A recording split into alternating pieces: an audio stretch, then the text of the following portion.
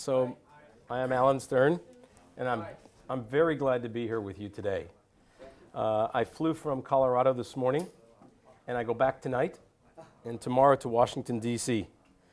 But it's fantastic to be here, and I'm looking forward to telling you about two aspects of spaceflight that I've been involved in. The first is NASA's mission to Pluto, which I lead.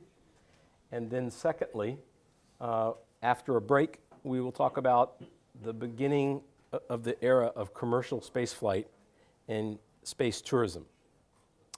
And during each presentation, please ask questions if I am not being clear. And then after each one, we will have 20 or 30 minutes for discussion as well, for deeper questions. I want to say before I begin that I think that spaceflight is transformational now because of the ways that it lets us see our Earth as a planet, see how it's changing, the ways that it lets us communicate that were not possible before communication satellites, and the ways that it inspires young people to careers in engineering and mathematics and science. I think that in the future, it will be even more transformational as humans move to live on other worlds because there are vast resources in our solar system for energy, for minerals, and there's the possibility in the distant future that humans could inhabit many worlds and have many more possibilities than we do today. So I'm very positive about the many benefits coming from space exploration. And as I said, I'm going to talk about two particular areas today. And the first is NASA's mission called New Horizons to explore the farthest worlds that have ever been explored by humans. It's a robot mission, and it was launched in 2006, and it reached Pluto in 2015. And I'm going to tell you the entire story of how it came to be. It was a 26-year project. You may have been told a little about me in the introduction. I have spent most of my life as a scientific researcher participating in space missions. I have been involved in 29 NASA space missions, actually 27, two additionally from the European Space Agency, so a total of 29.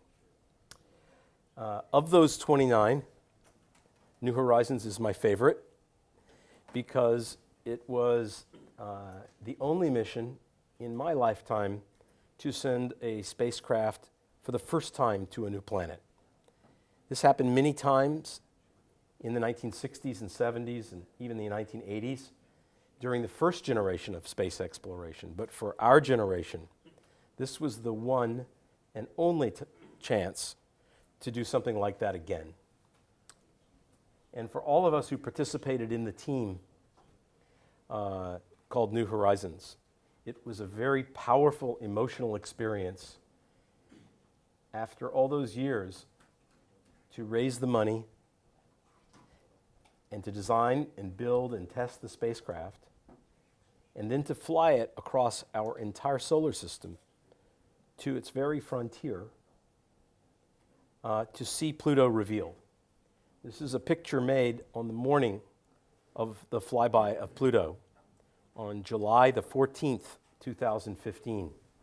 As members of my team were seeing this planet for the first time, and you can see the emotional energy in the room from the accomplishment. I'll say more about the public reaction later.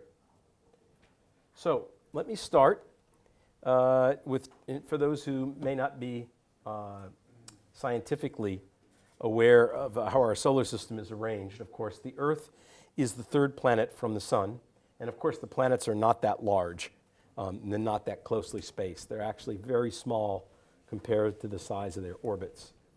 Pluto is the farthest, and in the first 27 years of planetary exploration, we explored all the planets out to Neptune. 8 of them, with spacecraft named Mariner and Pioneer and Voyager from this country, and many spacecraft from the Soviet Union and Russia during that time as well. The exploration of Pluto only began a generation later. Now, let me show you the best picture of Pluto ever made before New Horizons. That's it. It's not very good, even though it was made with a very impressive telescope called the Hubble Space Telescope. And the reason it's not very good is because Pluto is very far away, 5 billion kilometers away. And so this is the best. I actually took this picture myself with the Hubble in 1994. And we wrote scientific papers about this picture. And if you look closely, you can see the northern polar cap. Not really. You see, to understand the planets, we really have to be close so that you can make images like this of this familiar planet, our own. With imagery like this, you can learn many things about the atmosphere and the surface and more, but you can't do it from far away. If we pixelate this image of the Earth to the same poor resolution as that image of Pluto that I just showed you, this is all you see. What could you learn about the Earth from that picture? Not much. This is why we go to the planets, because we can only study them in detail by going close. So we must travel far distances, and that requires high technology and many human qualities as well, particularly persistence, because these projects take a long time. I want to make this point a little stronger. And here I need the translator to help me. Does anyone want to guess what we're looking at? The sun, not the sun. And not Mars. That. You see, without the resolution, you can't tell. You would not know. So, we started the idea to send a mission to explore Pluto in 1989. This was the year that the Voyager project explored Neptune, the last of the planets to be explored by the Voyager project. And, you know, many of you are entrepreneurs, and so you might think that we would go about it in a commercial way and perhaps have some product placement. But this doesn't work very well in science. For scientific missions, we go to NASA for funding. But NASA receives approximately 100 proposals for every space mission it can afford to fly. So your mission must be at the very top in priority, or it will not receive funding. We first began making studies of how to explore Pluto in 1990. And that project failed to get off the drawing board and to become a real spacecraft and rocket and receive a launch. So when that didn't work, we tried again in 1991 with a different design, and it also didn't receive enough priority. And then we tried again and again and again, and you can see the dates. Only New Horizons, which began in 2001, was successful. And so, just as in business, in the scientific enterprise and in engineering, persistence is required. You have to really know that you want to spend your time this way, to make the case again and again until you find the right solution. And there were many of us in the scientific and engineering community who stuck with this. I was involved in every one of these. I was fortunate to lead this one, but I played a strong role in the others. And I was not alone.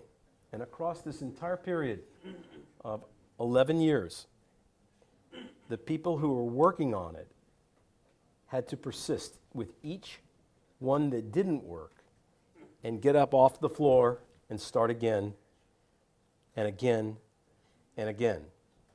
Now, what made the difference? Scientifically, in order to reach the top, our National Academy of Sciences ranks all the proposals that NASA receives. Proposals to fly different kinds of missions, like the Hubble Space Telescope and the Mars rovers that you know about. Those are the successful ones.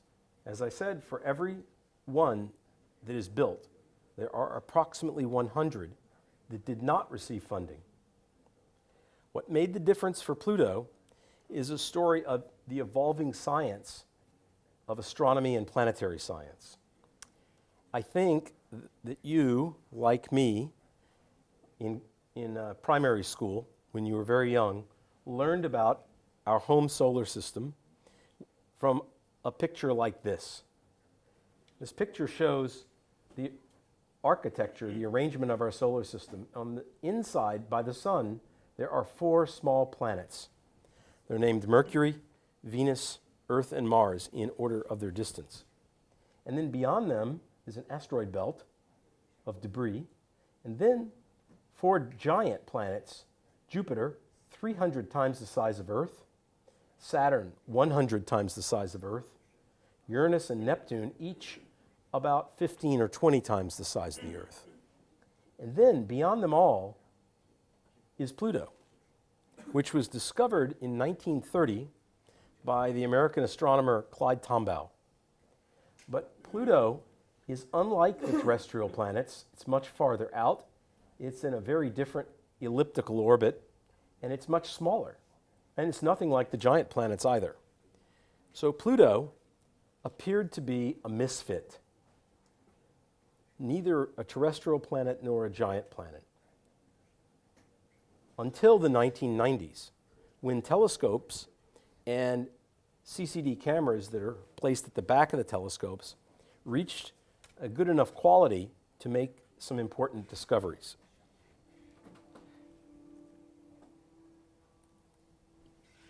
Here is Pluto on its orbit, and all of these dots appearing in the 1990s are other objects being discovered out beyond Neptune. There are thousands of them, and some are large, like Pluto. This is the third zone of our solar system, and it wasn't known until the 1990s. After the terrestrial planets and then the giant planets is the Kuiper Belt, the largest structure in our solar system. Imagine, it's as if we had maps of the Earth that up until the 1990s were missing the Pacific Ocean. We were that ignorant. And perhaps most importantly, was we discovered a third class of planet. This is Pluto's cohort. All of these are real places that have been discovered. And they are shown here to scale. And when they have moons, the moons are shown. And these are close to their true colors. There's a very large population of small planets in the distant reaches of our solar system. And we didn't know it existed until the 90s.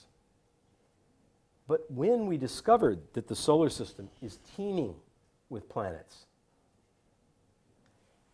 and that most of them are in the Kuiper Belt with Pluto, that's when the priority to study Pluto rose from being high priority to the very highest. It reached the top. And the National Academy in Washington, D.C. ranked it #1 priority. When that happened, and this is the Academy report that made that recommendation, this is the cover page, NASA asked teams to form to design and propose missions to Pluto. And our team, which I named New Horizons, because that's what we were doing, going to New Horizons, wrote this proposal. This is the cover of our proposal in 2001. And that proposal was about this thick with paper, about 1,000 pages, with spacecraft design, trajectory design, cost plans, management plans, outreach to the public, and all the other required parts to tell the entire story of how we would do the project and why our team was most qualified. 4 other teams also formed. All 5 competed for a year. And then in late 2001, in November, in fact, on November 29th, 2001, I got the phone call that we had won. And we were pretty happy, you can imagine. First, that there would be a mission to Pluto after then 12 years of work. And second, that our team had been chosen. Our team is led by my company, the Southwest Research Institute, with about 3,000 employees, and the Johns Hopkins Applied Physics Laboratory. Both institutions have very deep experience in spaceflight, stretching back to the 1950s or 60s. Also involved was Stanford University, right here, and several aerospace companies. But our main competitor in this had even more experience than we did. The NASA Jet Propulsion Laboratory that had flown most of the first missions to the planets. And it was a battle between a team of kind of underdogs, New Horizons, and the most experienced people in the world. And when we won, the Jet Propulsion Laboratory found themselves in a situation that they considered to be an existential threat. Suddenly, another group was taking the field to do something first and to go the farthest. And they considered it such a threat that they went behind the scenes in Washington and had the entire project canceled when they lost, because they had very powerful political allies. Now, we got that reversed, but that's the stakes that were involved. We spent 2 years fighting that political battle to be funded, and we succeeded. And then when we did succeed, we found ourselves facing 2 large challenges. The first was that there was only one opportunity to launch to Pluto because of the orbital mechanics. In order to reach Pluto, we had to use a very large rocket and the planet Jupiter to slingshot the spacecraft to give it more energy and speed. And there was only one window in time of 3 weeks in January of 2006 in which we could launch from Jupiter to Pluto until the year 2014. So we had only 4 years to build this spacecraft, to design it, to build it, to test it, and to get it launched. Or there would be no way to launch it for a decade. Now, for comparison, the Voyager project was more than 10 years being built. And most of the big planetary missions take a long time, a decade or more. So the challenge to do it in 4 years was a very steep challenge for my team. But in addition, NASA only had enough money to fund us at 20% of the budget of Voyager. So in addition to having to do it more quickly, we also had to do it for 5 times lower cost. And we made many innovations in order to accomplish that. But I think most importantly, and from the standpoint of entrepreneurs and captains of industry, I want to tell you that my team worked 7 days a week, 52 weeks a year for 4 years. When we look back at that, we call it the blur. Because everyone on the project was giving up family time and personal time to accomplish something larger than ourselves. The first mission to the last planet.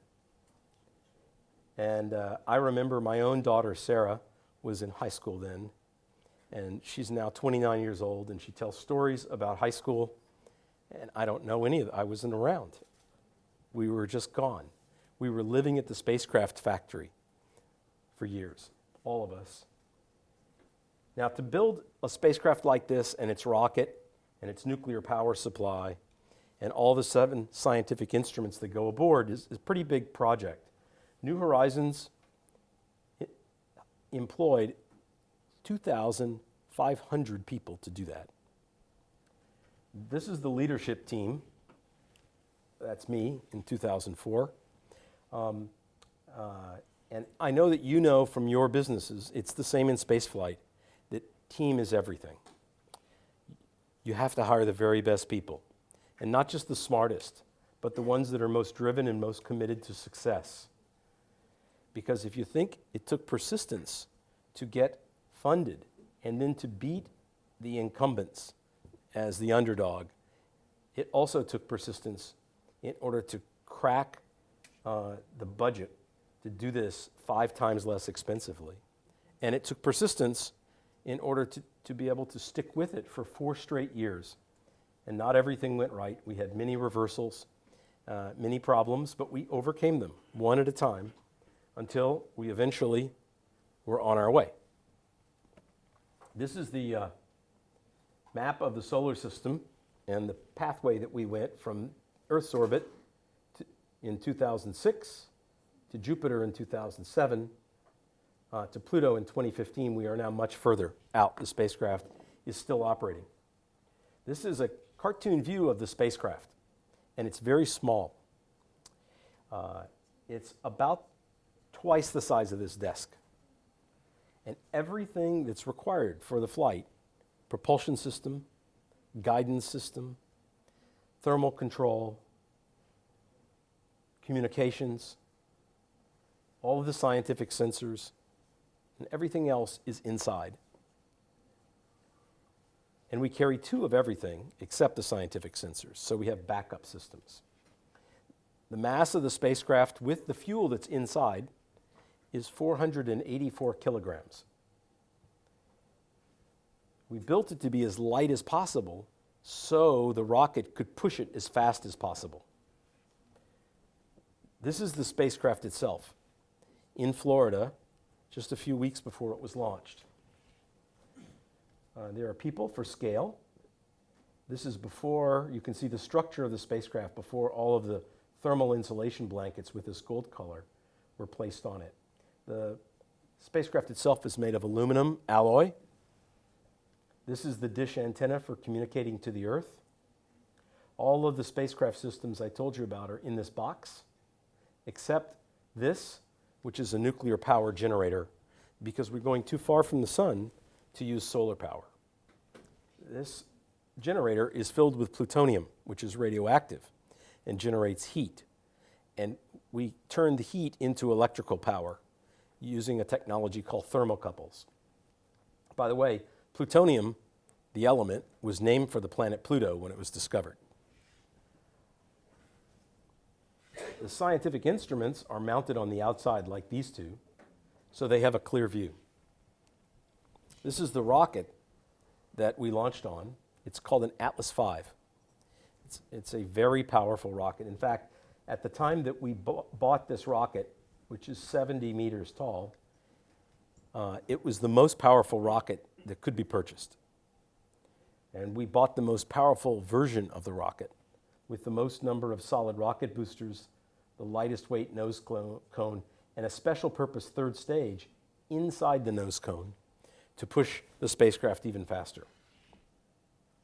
This is my picture, just a few days, 6 days before launch, in front of New Horizons. This is the nose cone, the day that we fueled the nuclear reactor. And then we launched it on the 19th of January, on budget and on schedule. And I have a video of that launch.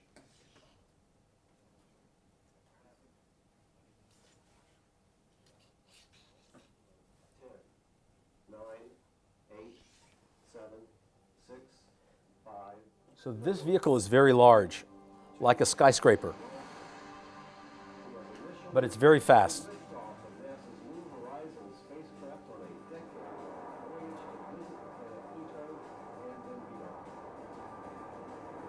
It went supersonic in 30 seconds.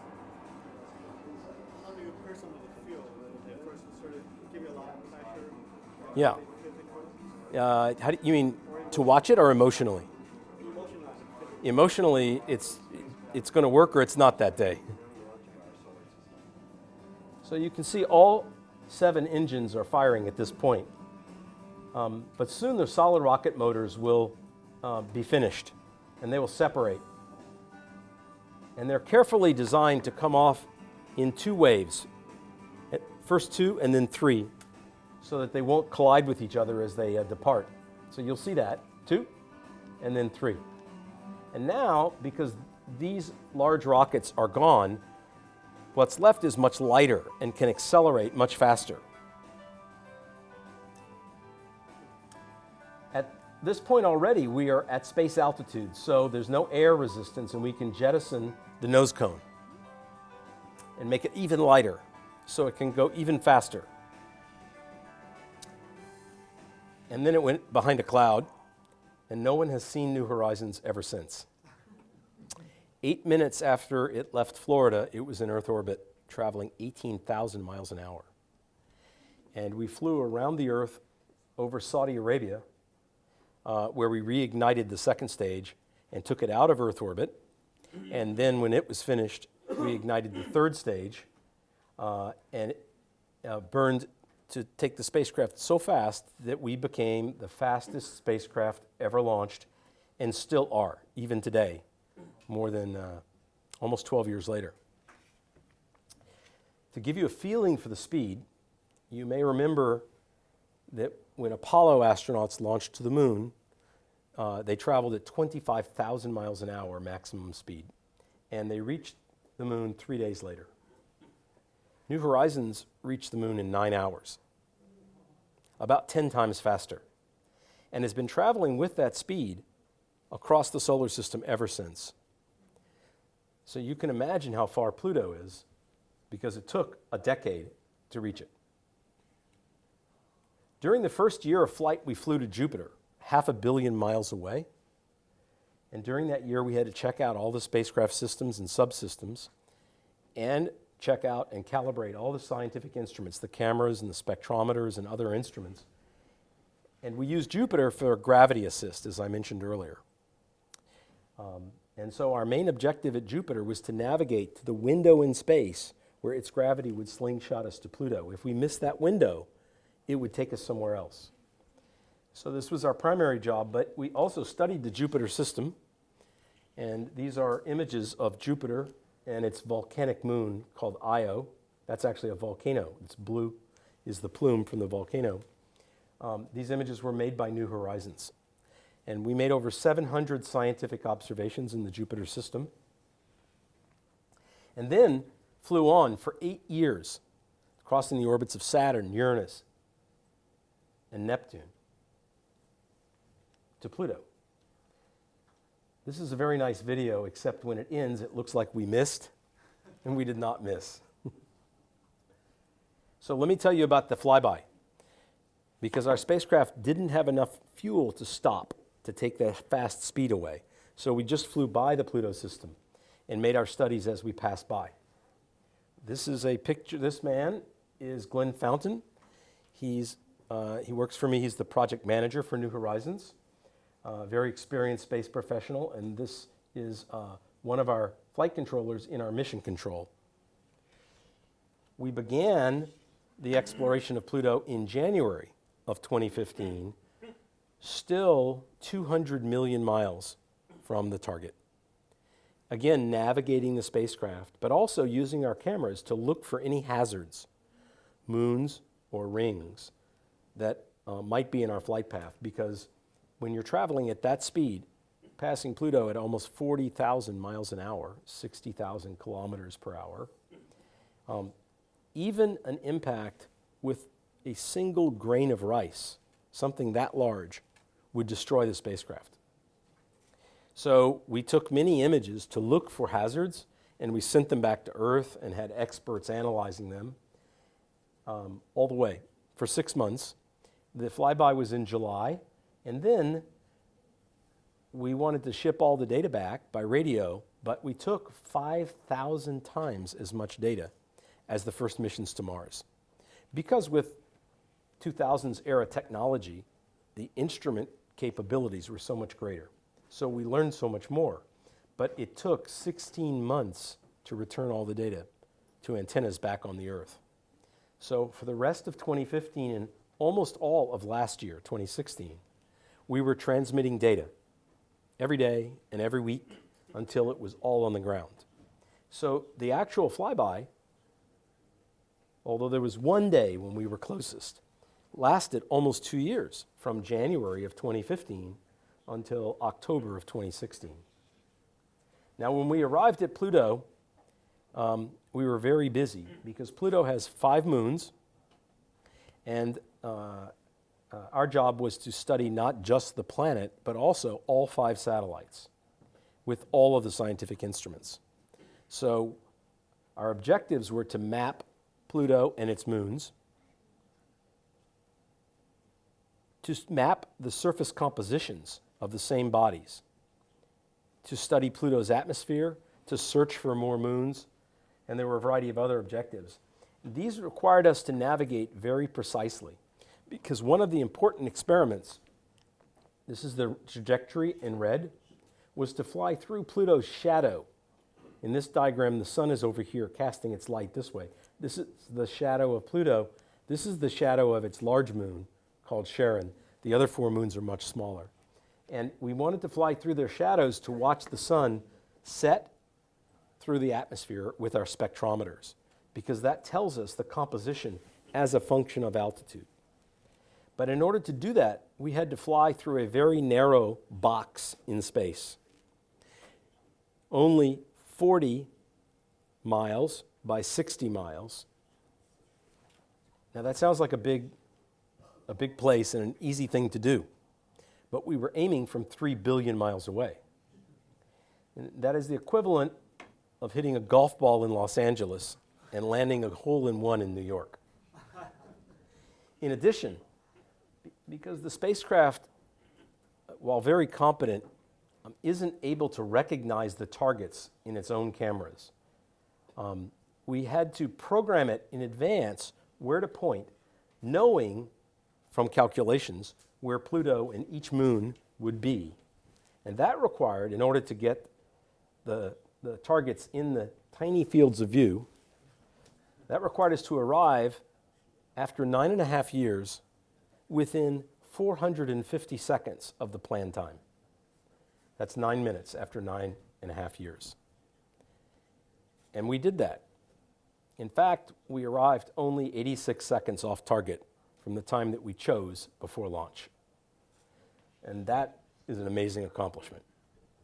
So I'll show you, I know you're not scientists, but I'll show you what we found, a little bit about the Pluto system. There's Pluto. It has a surface area about as large as the 48 lower states in the United States. It's about as far, this is San Francisco to New York, approximately.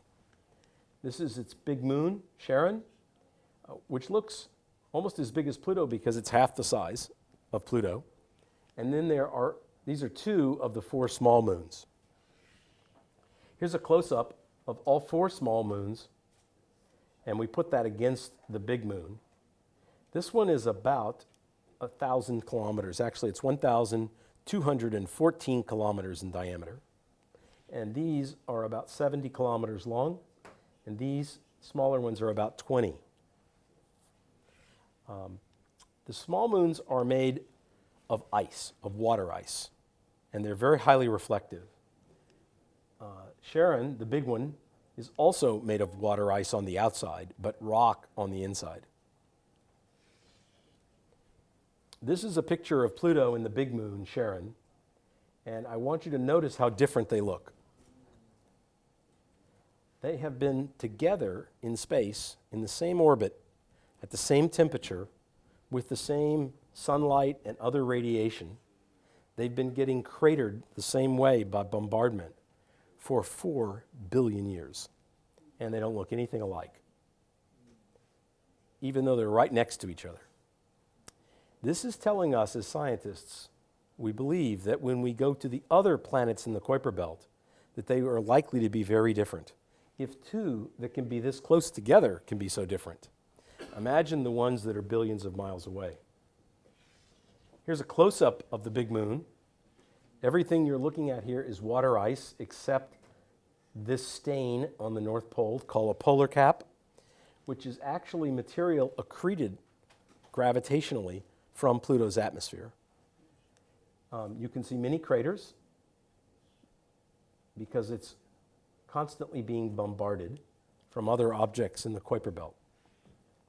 You see this big canyon system. It runs for 1,500 kilometers. At places, it's as deep as 40 kilometers.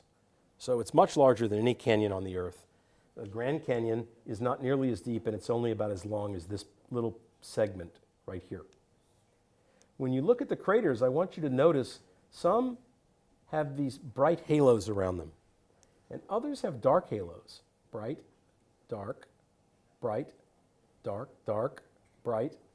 This is telling us that beneath the surface there is a variation in the composition of the material, because these halos are the material that was cast out of the hole in the ground that forms, that makes the crater.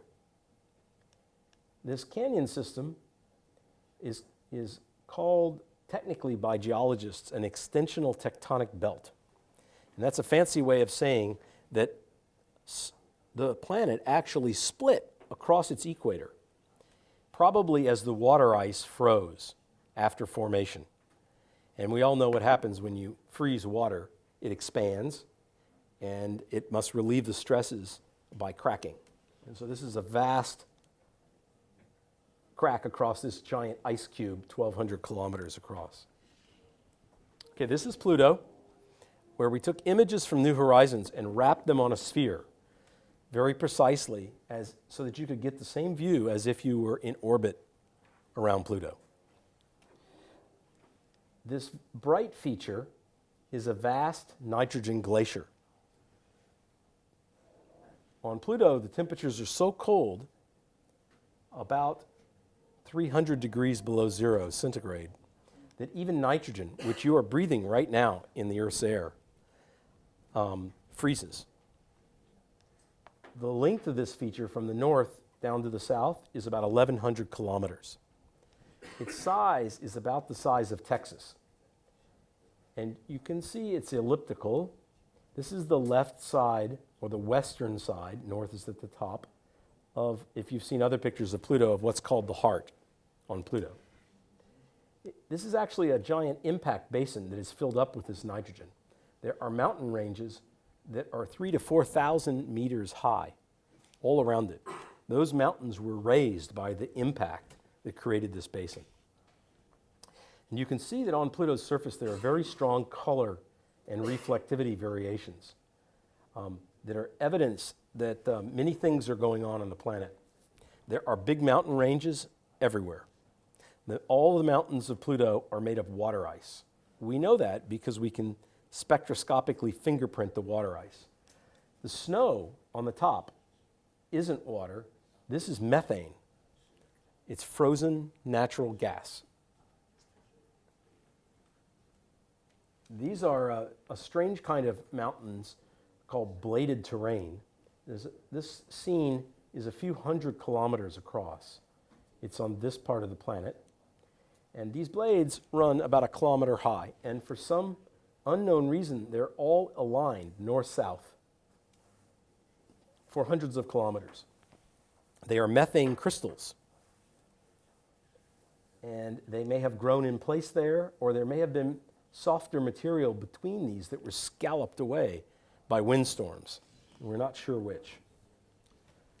This is right here on the junction between the big nitrogen glacier and some darker terrain. Here's that juncture.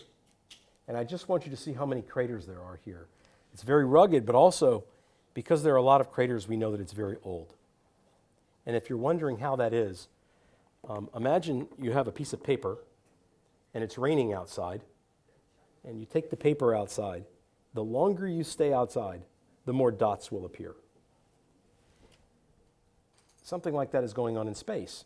You have a surface out in space. It's receiving impactors. So the more craters, the longer it's been out in that reign of impactors.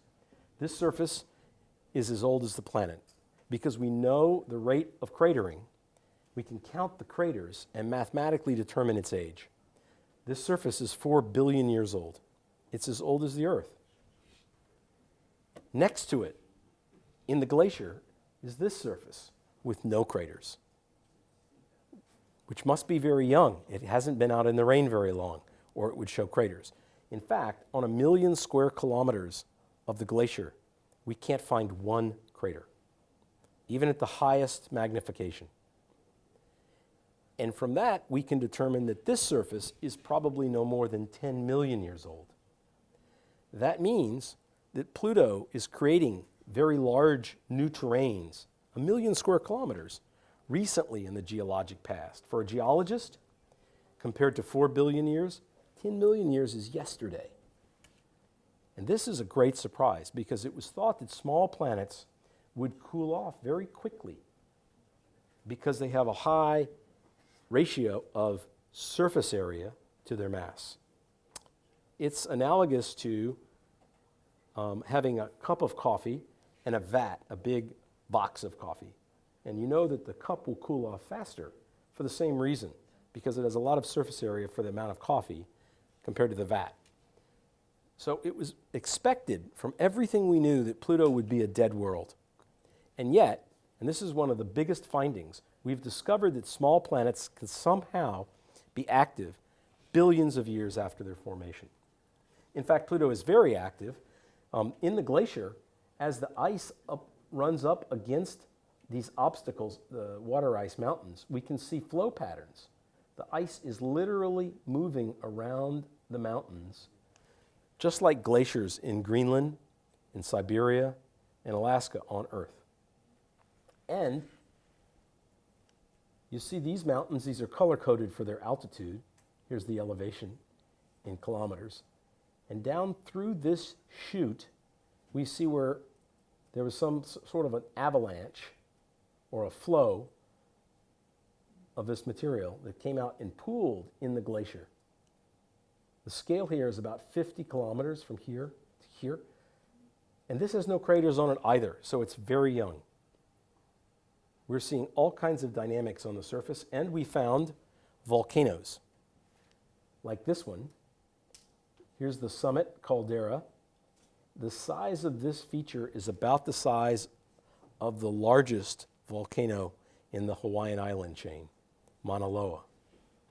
It's about 4 kilometers high and about 4 kilometers deep, but it probably doesn't emit lava, probably ice or a slurry, because all the materials on Pluto's surface are one type of ice or another: nitrogen ice, methane ice, water ice. After all, it's 400 degrees below zero, Fahrenheit 300 centigrade. And this feature also has no craters, possibly one on its surface. So it's been age dated at about 100 million years old. And we see several of them, all in the same portion of Pluto here in the south. We don't know how Pluto can make volcanoes that large. And here, looking down in the mountains, in a valley, we found a frozen lake. It's an amazing place. This little planet on the ragged edge of our solar system builds mountains and vast glaciers, and they move, and it has an atmosphere. Here you can see it. This image was made 15 minutes after New Horizons flew by. And looking back towards the sun, you can see these haze layers. The altitude here is about 200 kilometers. The haze layers are stretching up in the atmosphere over 200 kilometers, and they're very well organized. You can see how they make concentric patterns over thousands of kilometers. And you can see at this view just how rugged the surface is, except on the glacier where it's smooth. Also, when we look hard in our images, we find evidence of clouds in Pluto's atmosphere. They're rare, but they're there. And I want to close this portion of the talk to show you a little movie made from high-resolution New Horizons images, in which we created a view as if you were in an airplane flying quickly across about 1,000 kilometers of Pluto's surface. So we're going to swoop down on this and then put a rectangle up, and we're going to fly from the North Pole down to the south. So here we are, very heavily snowy cratered terrains in the north, with interesting layering in the craters and dust devil tracks or something like that here. And then as we move down, we move on to hills and then mountain ranges that stretch, this is 10 kilometers, stretch up many kilometers into the sky, and then off across the border onto the glacier itself, which has dunes and wind streaks and islands in it. Pluto is an absolutely amazing place, and we really did explore it. And now our spacecraft is traveling even further. On the 1st of January 2019, in approximately 16 months, we'll make our next flyby. 1.5 billion kilometers farther out, but not of a planet like Pluto, but a much smaller building block of the planets that are out there, because we want to learn about their origin. And the spacecraft is very rapidly closing in on the target that doesn't have a name yet, just a designator. 2014, that's the year we found it, MU69. So I'm going to close by saying something. The public was fascinated with what we did. The day after our flyby, New Horizons and Pluto was on the front page of 500 newspapers in major metropolitan areas on every continent of the earth. I'm sure it was true in China.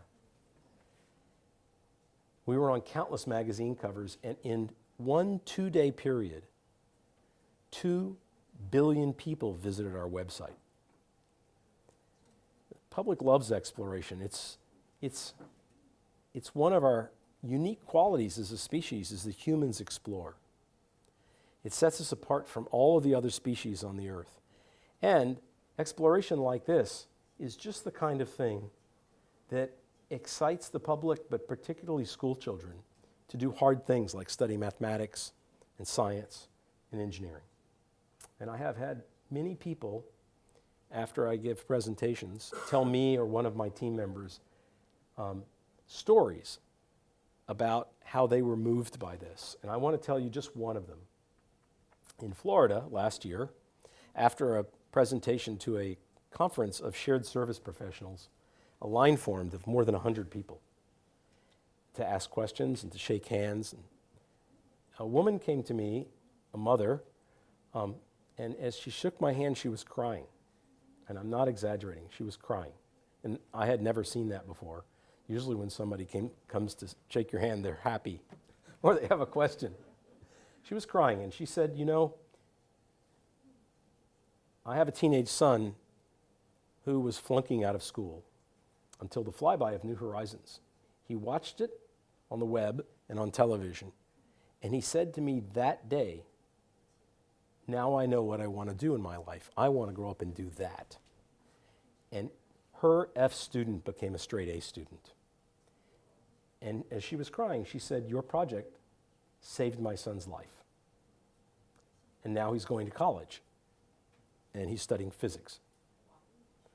And wow, for a scientist to be able to do something like that, to have someone say you changed their kid's life.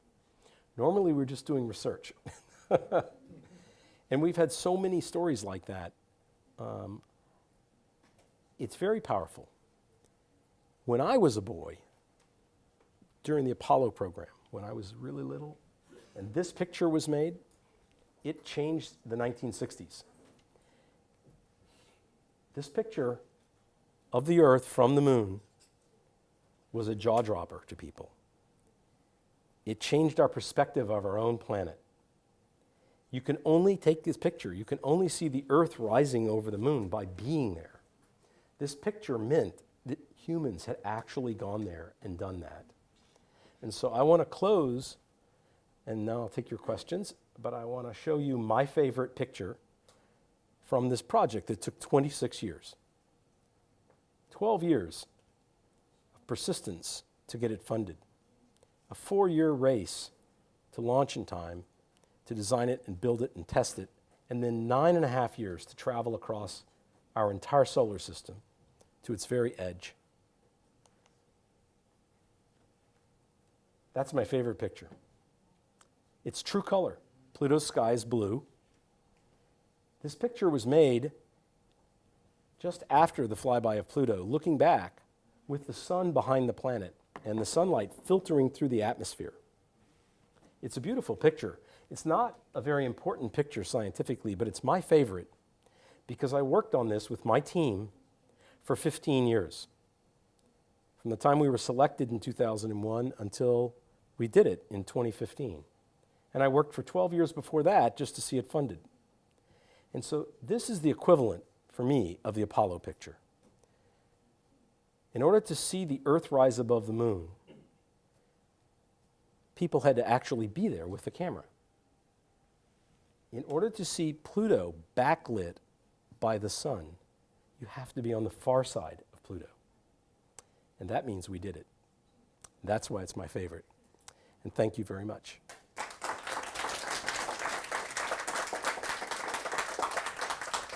I am at least as excited about the development of access to space for regular people.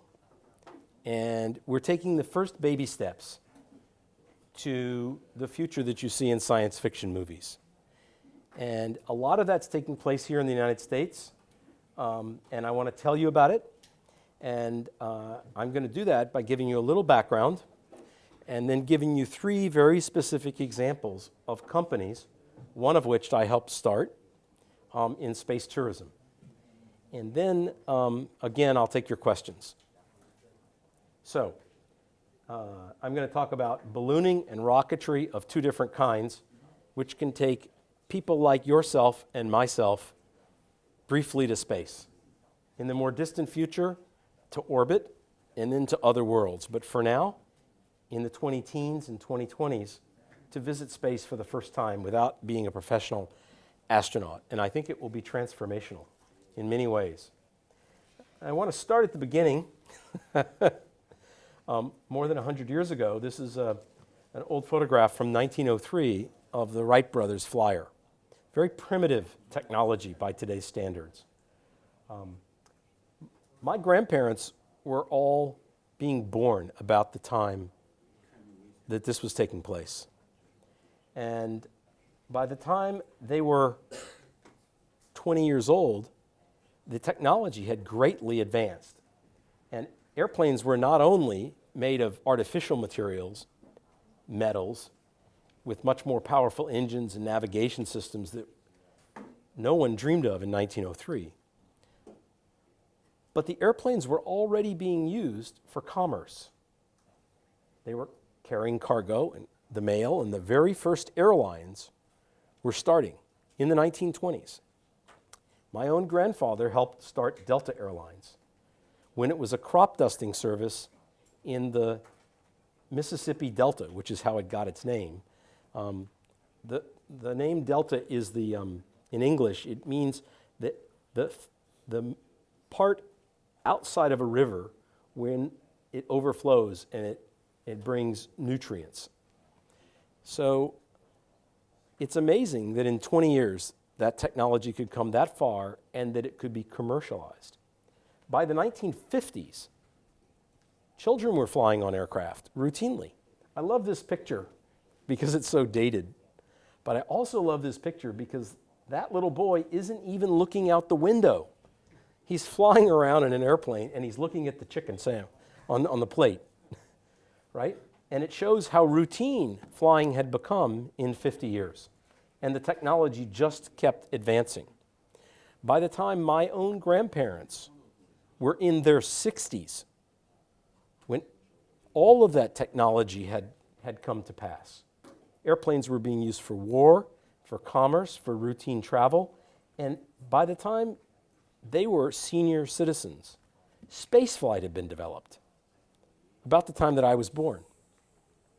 Unfortunately, nothing like that has taken place in the development of spaceflight. The first human space flights are now more than 50 years ago. Yuri Gagarin flew the first human space flight in 1961, 56 years ago. In 56 years, we went from the Wright brothers to airlines and the earliest space flight. And yet, decades after this, nothing like this, which was imagined then, has come to pass. Why is that?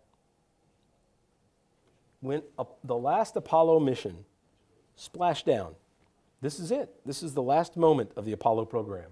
Apollo 17, that capsule, splashing in the Pacific Ocean in 1972, it just ended.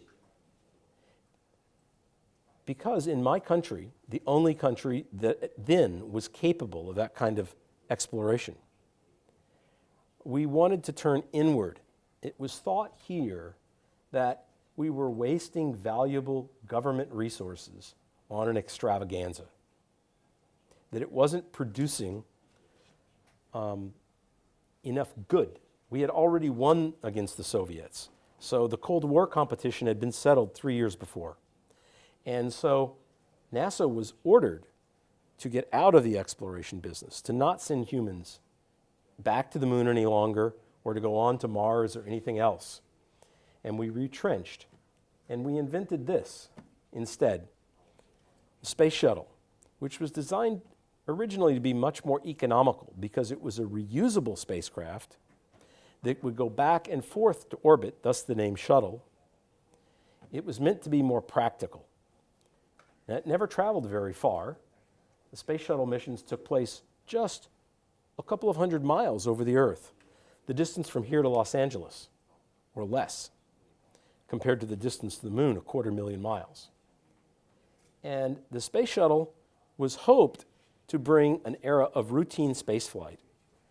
But because of limitations in the budget for its development, many design compromises were made, just like New Horizons, but those design compromises weren't, I believe, as intelligent. And the Space Shuttle, while it was an amazing machine, was almost too expensive to operate. So they managed to build it, but then they couldn't afford to fly it very often. And its biggest success was creating the first human outpost, permanent outpost in space, the International Space Station, which is now 15 years of continuous human presence, but only 6 people at a time. That's the 4 of you and me and one other person. And here we are 60 years after the development of spaceflight, and we don't have anything like the development that we saw in airplanes in the first 60 years.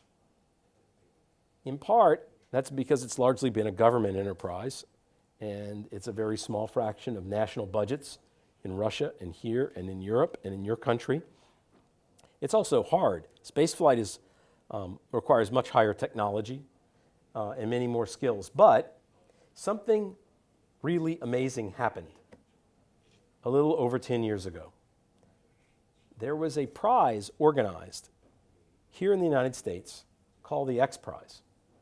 And it was modeled after something in the 1920s called the Ortega Prize, which was, the Ortega Prize was for the first, it was a monetary prize for the first team to develop an airplane capable of crossing an ocean. And Charles Lindbergh and his team won that prize in 1927.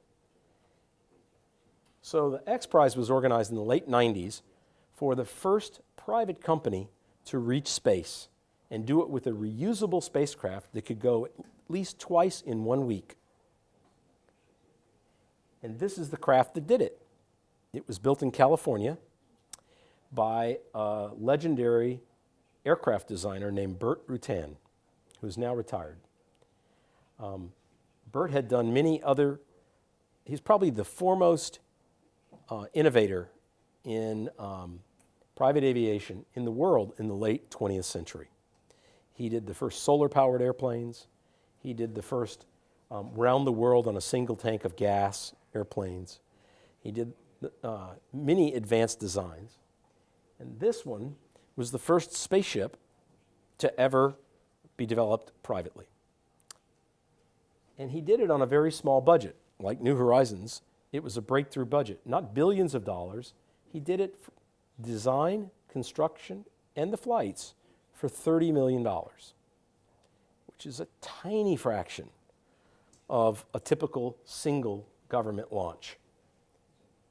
The $30 million was funded by a Microsoft billionaire who wanted to see spaceflight develop, Paul Allen. This spaceflight system consists of an aircraft with this cabin, which carried slung under its body a little spaceship, which it released. And then the spaceship fires its engines and flies briefly up to space altitudes and comes back down.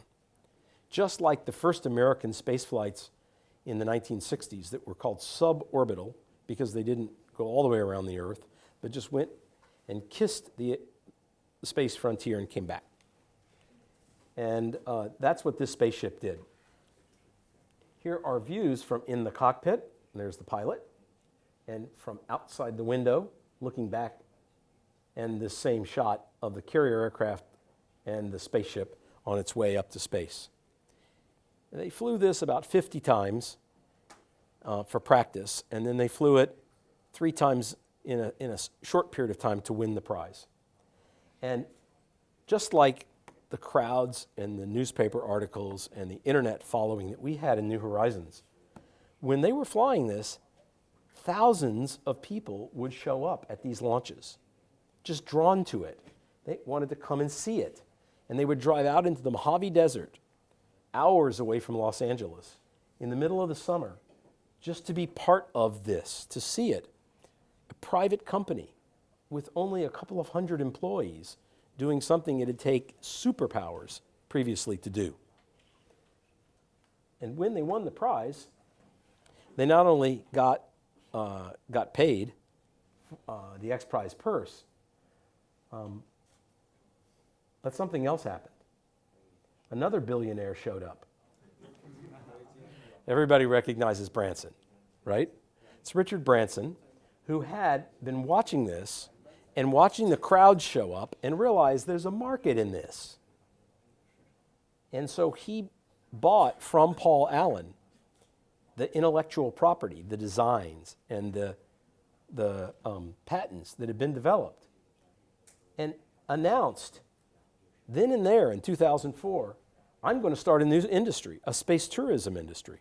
We're going to build the second generation of this system with a carrier aircraft that's much bigger and a spaceship that's much bigger, capable of carrying a half a dozen people, tourists, into space.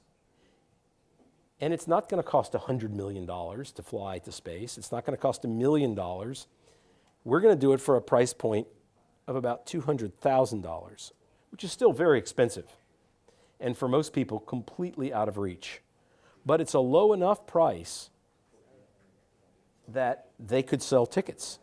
And there were enough high net worth people who did this. Now, I remember personally going to the unveiling of the design of this spaceship in 2008. It was in New York at the American Museum of Natural History.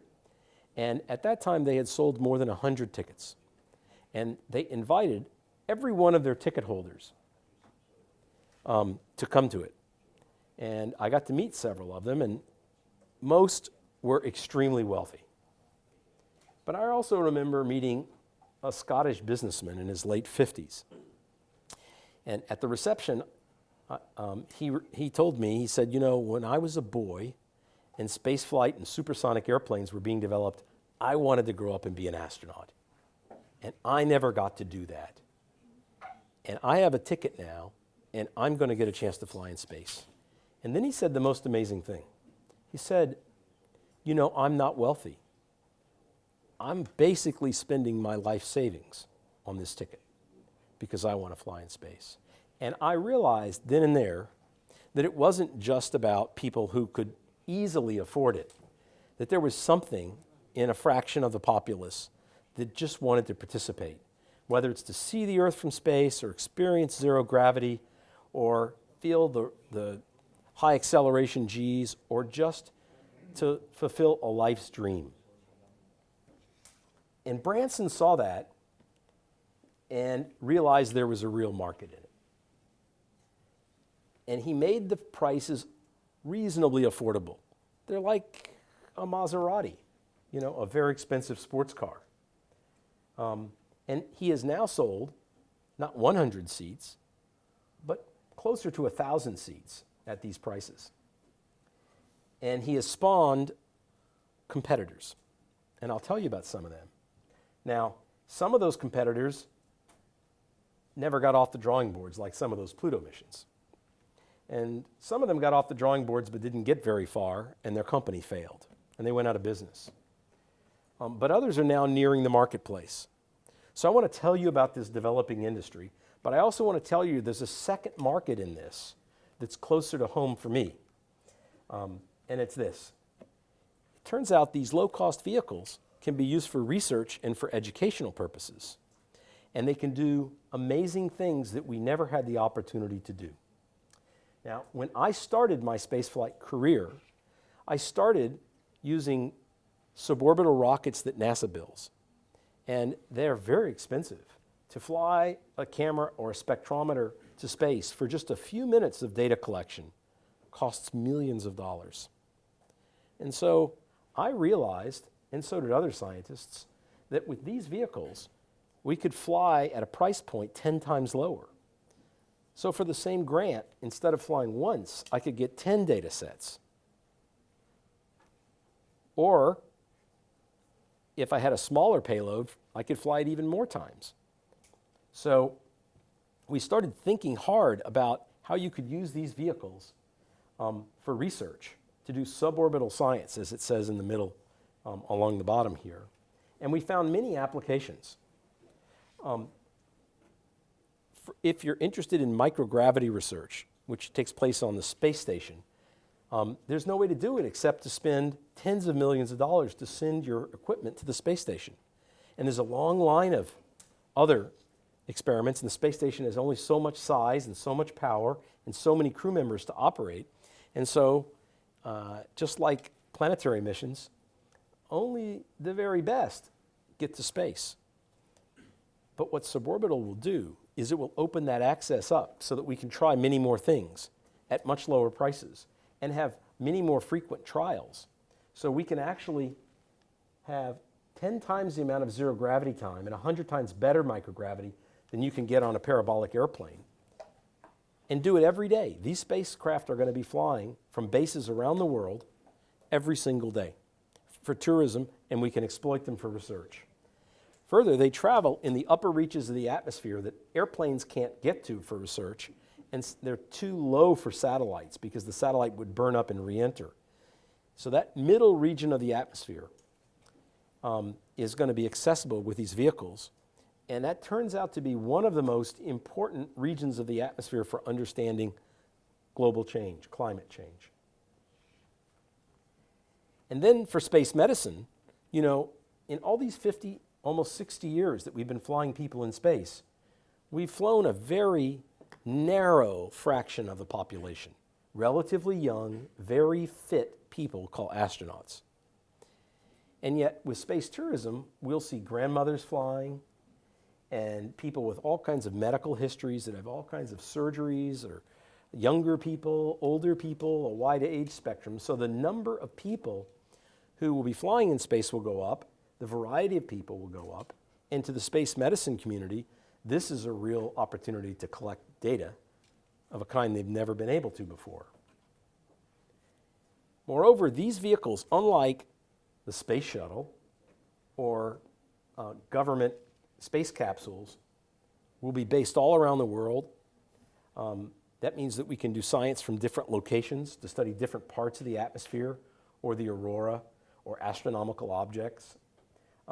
They can launch any time of the day you want. And They give you rapid access. As soon as they land, you can get your samples. You know, on a space shuttle mission, it typically took a day to get anything that was made in space off the vehicle, just because of the bureaucracy around it. So it's very attractive for many research fields, and I list them here from atmospheric science to life science, earth science and oceanography, space physics, astronomy, solar physics. You can read, well, maybe you can't read the list. Even for testing instrumentation. There are just opportunities that keep popping up that convince me that these tourism vehicles are going to be a boon to space research. And there's a market in this. And I'll tell you why I know there's a market in this. As I said, a few hundred, actually closer to 1,000, seats for tourists have been sold worldwide so far. $200,000 is expensive for the average person on the street, but it is not expensive for a government. And so governments all around the world that could not afford expensive space flight can afford suborbital space flight. I did the math. There are 194 countries on this earth. That's what Wikipedia says. I looked it up on the CIA website. And you can look at the GDPs of those countries. And if you just pose the question, you know, the United States spends almost $100 million every time we buy a seat to send a US astronaut to the space station on a Russian rocket. What fraction of our GDP is $100 million? So you can make that ratio. And then you could ask the question, if the price were instead $200,000, how many countries could afford the same fraction of GDP to send a person into space? And I did all that math. And the answer turns out to be that you can go all the way down the list of countries to the country of Aruba, which is a tiny island in the Caribbean, with a GDP that's less than Denver, Colorado, where I live. And it can afford, Aruba can afford this kind of space flight. So now, scientists from most of the countries on Earth, educators from most of the countries on Earth will be able to exploit spaceflight, where formerly only the richest, most powerful countries like yours and mine could do it. And this will make a revolution. So, in 2008, Burt Rutan and Richard Branson unveiled design drawings and models. But since then, they have built this system. Here is the spaceship at its christening. Here it is on the runway, and then flying test flights. This is what it looks on the inside for the space tourists. And there's Branson, of course. They faked this image so it looks like he's floating. But he hasn't flown. And they have built spaceports to go with it. This is in New Mexico. It's called Spaceport America, which is where the Virgin Galactic system will be based after it goes into commercial operations. And it is flying test flights. They have flown many dozens of test flights now. Here's the system just lifting off. And here it is flying out at Spaceport America a few years ago. They started with glide flights, in which they just released the spaceship to practice landings. And then they progressed to powered flights and are now on the verge of flying test pilots to space on a routine basis. And they hope by 2018 or 19, I'll bet more likely 19, the first space tourists. I remember when I was at that design unveiling in 2008 for this system, Richard Branson brought his parents, who were both in their 80s. And after the press conference, it was time for the press to ask questions. And the first question was asked by a television reporter who didn't ask Burt Rutan or Richard Branson a question. He wanted to ask Branson's father what he thought of all this. Your son starting the world's first space line. And did he think that he would live and he would want to fly in space himself? And the senior Mr. Branson talked about how spaceflight was science fiction when he was a boy. And although it was common now it was groundbreaking to start space tourism. And he said he did want to fly in space, but he was 86, and he looked over at his son Richard and he said, "Hurry, Richard, hurry." So what I want to show you now is a short video made by Virgin Galactic about their system. And I hope that we can make this technology work. Let's see.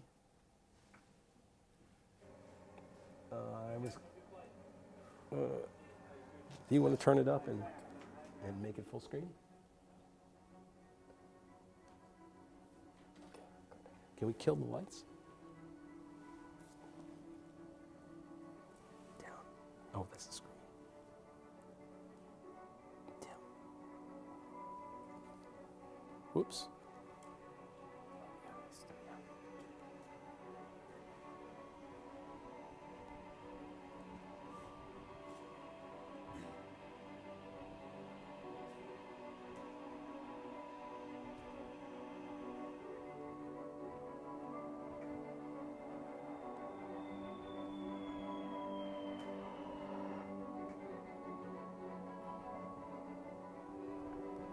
Nine, 8, 7, 6, 5, 4, 3, 2, 1.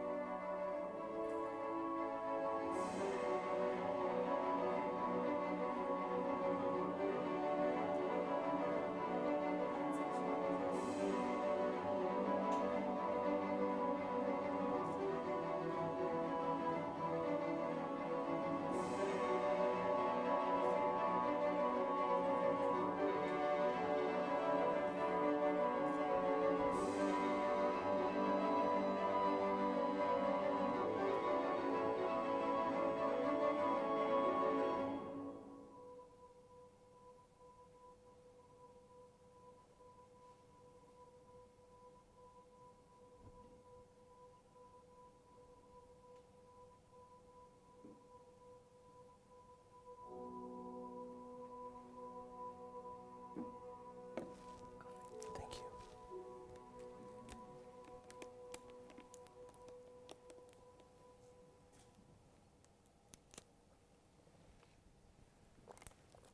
Okay. So, so we have to go back.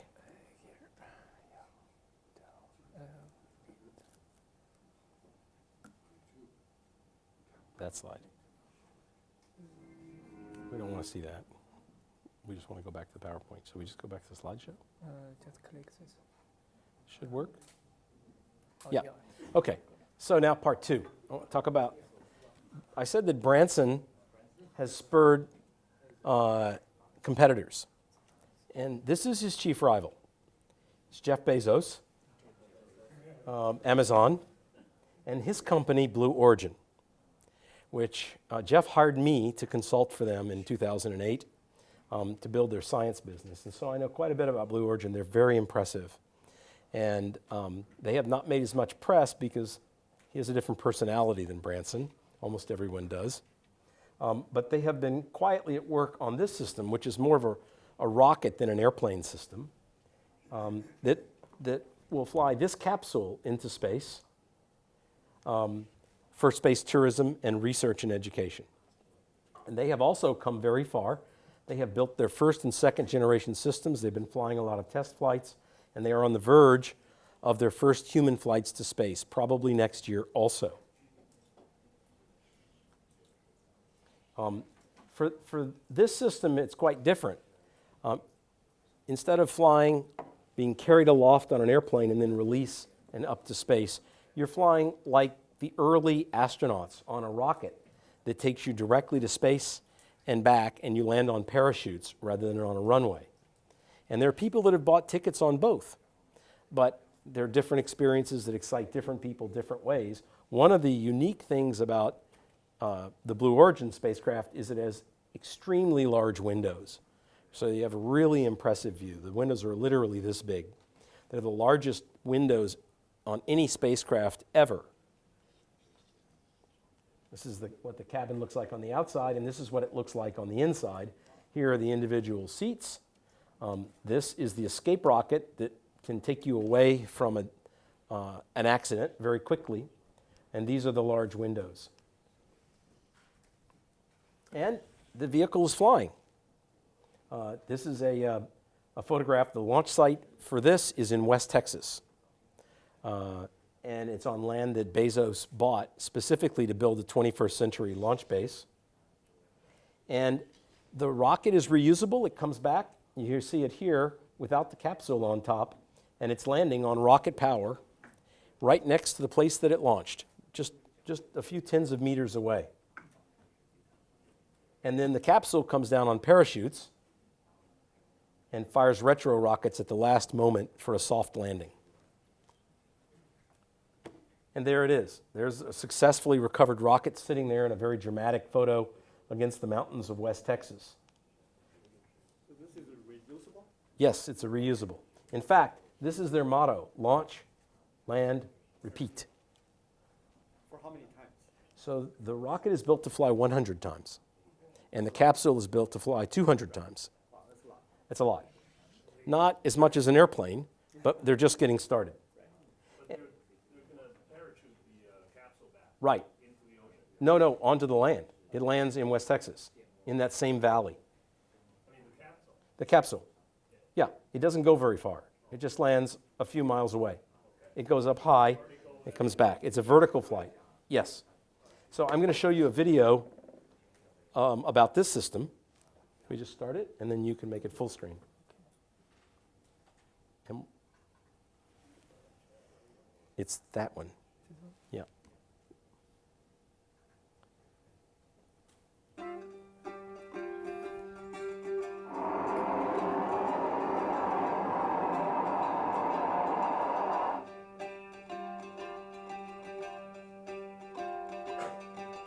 Can we bring the lights?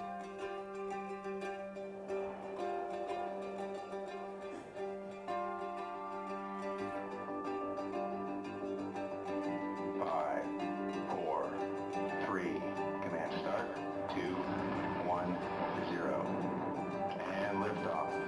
New Shepard has cleared the tower.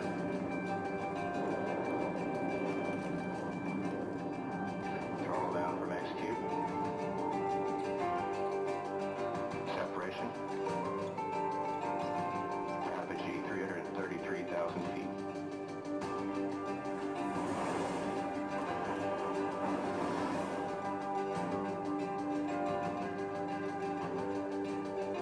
Stationary start, we have thrust. 1,000 feet. Landing gear deploying.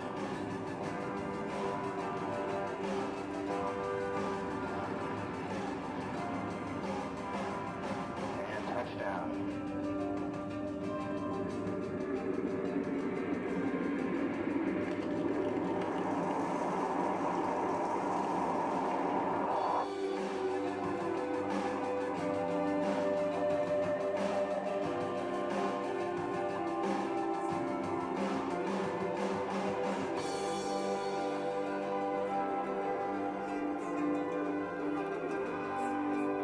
Thank you.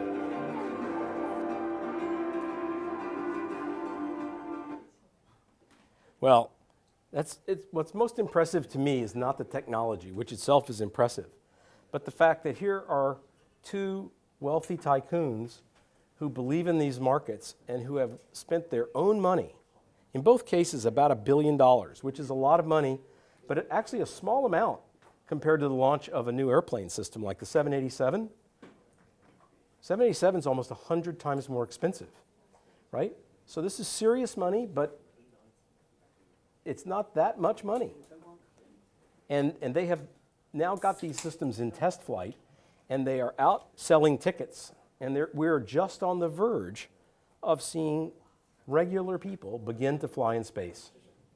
Now, I'm quite sure people are going to get killed at this, because people get killed in airplanes all the time. And space flight is a much more immature technology. But you know, people get killed in boats, and they get killed in skiing, and people get killed in cars. And in every form of technology, people die. And we always, in every form of technology, want to minimize that. But unlike government spaceflight, I think you're going to see these guys get past accidents and fatalities much more quickly. And as an example of that, how many of you know that in 2014, Virgin Galactic crashed a spaceship and killed a pilot? They did. They both ejected, and one lived and the other didn't. And they lost the spacecraft, and they just built another one, and they're out flying again. They're sticking with it. So this is an amazing turn where these people who are investing their own money are even withstanding accidents and sticking with it. And it's the beginning of an economy. When my grandfather helped start, he was a small player in Delta Airlines. Airlines were being started every month across the world. Dozens, actually hundreds of airlines were started in the 1920s and 30s. Most of them don't exist today. They either merged or they went out of business or what have you. But there were lots of experiments and lots of accidents and lots of business failures, but out of that emerged this amazing industry. And I believe that's what's going to happen in spaceflight. First with suborbital tourism, and then with orbital tourism, and eventually Elon Musk is going to send regular people to Mars. I'm sure of it. And I bought a Tesla to help. I did.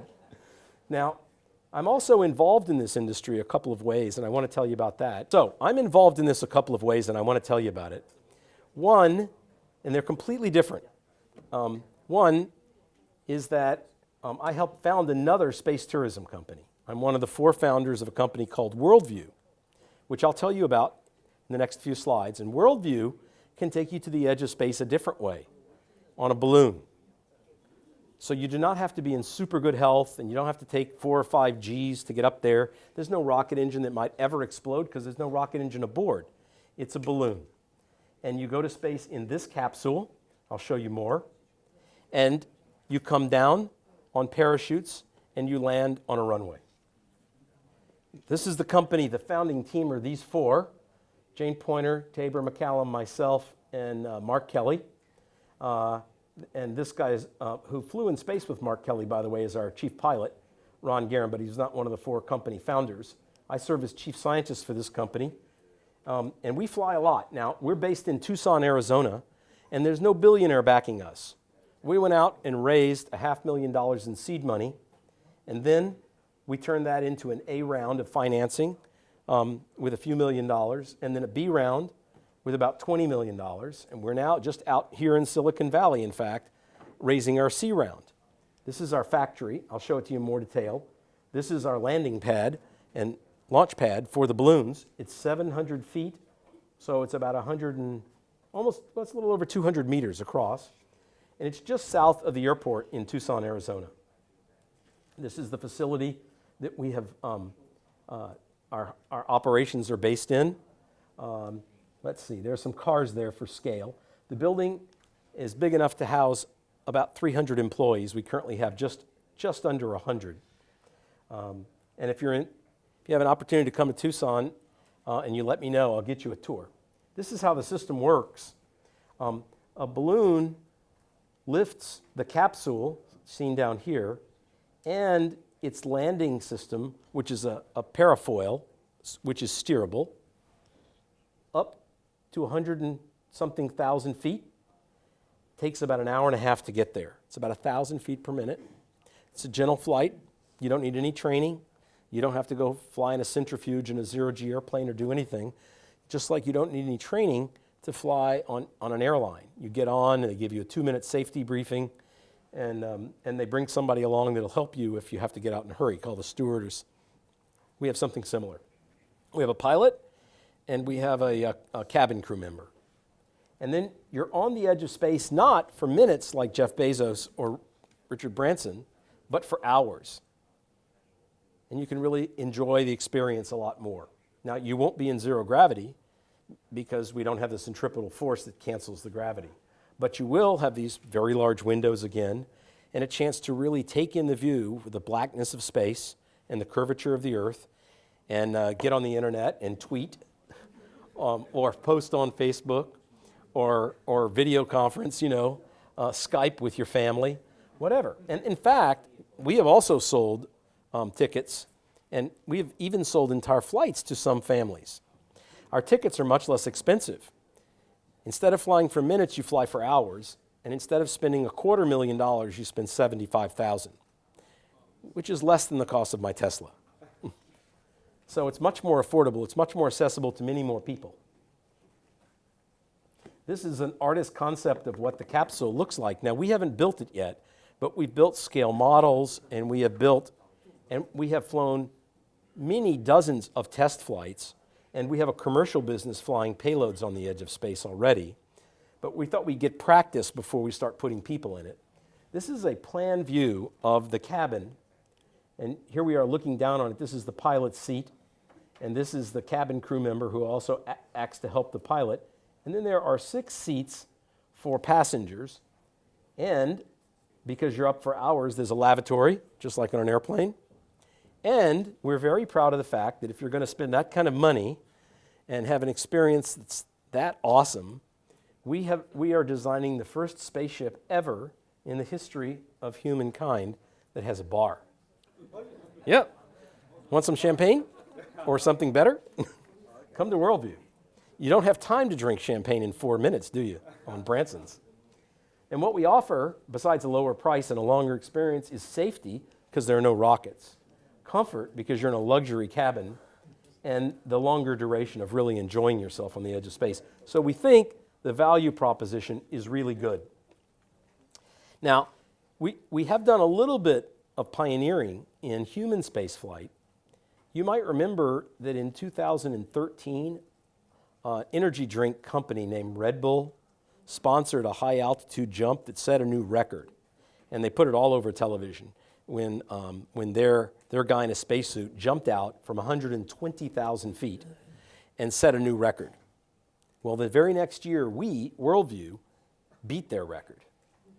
Alan Eustace, who is a 57-year-old Google executive, paid us for a flight to the edge of space. There he is, there's Alan. And there he is at the edge of space. And we let him go from 136,000 feet, and he landed safely. And as I said, we have been flying now since 2014, dozens of missions. We just flew last week. In fact, a record length flight, 27 hours. We have perfected the technology of being able to keep the balloon in one place so it's not at the mercy of the winds. It can sit over a city and make commercial imagery. It can sit over a border or a battlefield or a disaster area and earn revenue by being emergency communications, by watching for fires, by doing military surveillance or border surveillance. And we are doing a crazy good business selling flights with imagers and other sensors for government agencies, for aerospace companies, for universities, for NASA. We fly NASA payloads. And we're gaining a lot of experience before we ever start flying tourists.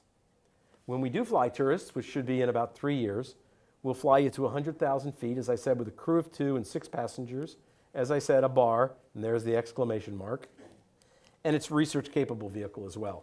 And there are lots of reasons that balloons can compete with rockets for research, and they're listed in this table. I won't put you through the pain of going through it. But there are many advantages to balloons for scientific research that rockets can't compete with. Now, the rockets also have their own advantages, and these are 2 different systems for 2 different purposes. You know, helicopters and airplanes don't directly compete. They're used for different kinds of purposes in the air. And here in the West, when you sit at the table, you have a knife and a fork and a spoon. And no one tool does everything. They serve different purposes. And the balloons and the rockets will serve different purposes too. But we are the only company in the world that flies advanced balloons like this and that is really close to tourism. And we fly our unmanned systems that are called Stratolites, that in English sound like the word satellite, but they fly in the stratosphere, and the contraction of the 2 words, stratospheric satellite, is called a Stratolite.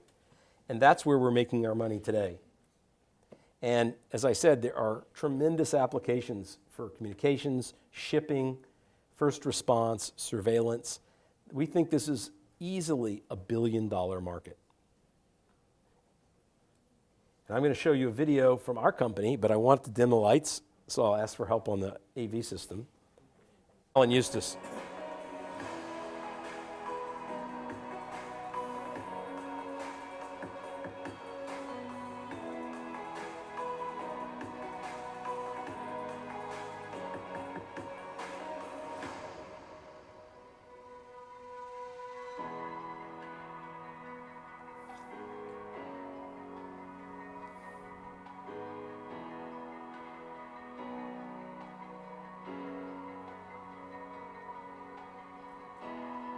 We build all of our own balloons.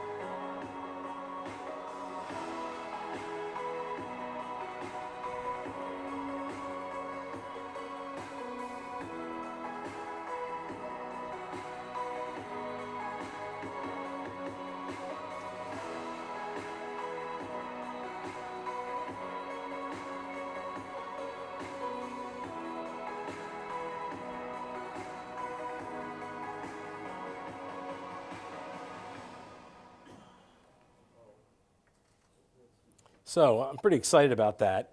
And by the way, if you would like to be one of the first humans to fly to the edge of space on a balloon, and you've got $75,000 or $150 if you want to bring a friend or a sweetie, I can sell you that ticket.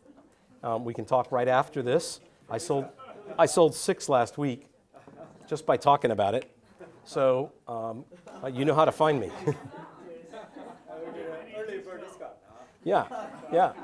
You know, you only have to pay 10% down, and it goes in escrow.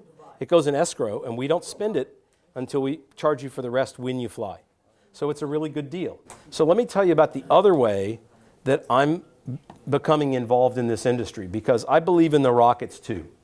And my day job is as a vice president at the Southwest Research Institute. I told you we are one of the 2 principals in the New Horizons mission. We have 3,000 employees doing contract research in everything from automated vehicles to spaceflight to energy production.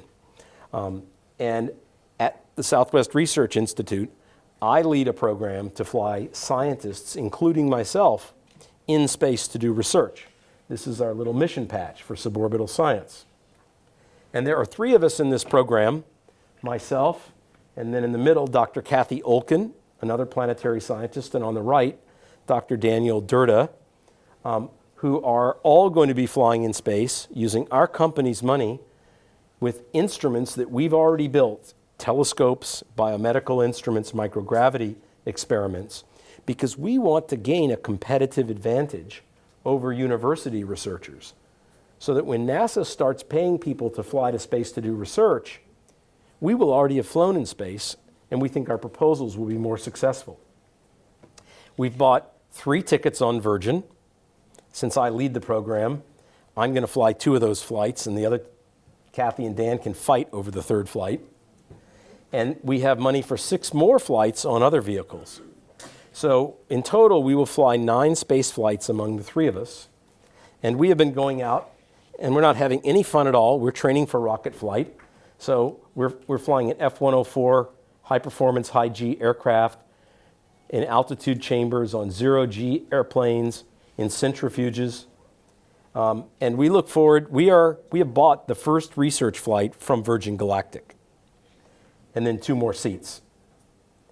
So Like I said, I'm becoming involved a couple different ways in starting a space tourism company and in flying as a researcher in space.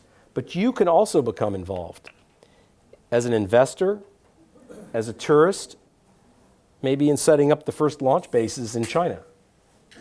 As a flight provider, I think all three of these companies eventually expect to sell vehicles to other countries, to corporations in other countries, to operate the same way that Boeing sells to dozens of airlines.